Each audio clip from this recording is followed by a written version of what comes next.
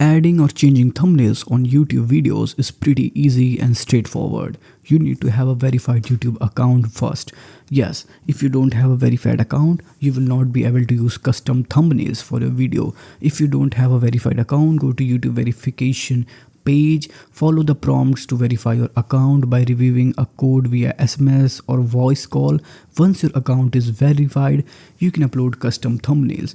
To add a thumbnail, you have to go to YouTube Studio or YouTube Studio app, sign in with your account that is required. Now choose the video you want to add a thumbnail to. Now edit the video and choose the thumbnail option. Now here you can use thumbnail. Now here you can choose or upload your thumbnail from your device. Always remember the aspect ratio of thumbnail is 16:9 and it should be under 2 MB. That's best guideline for YouTube thumbnails.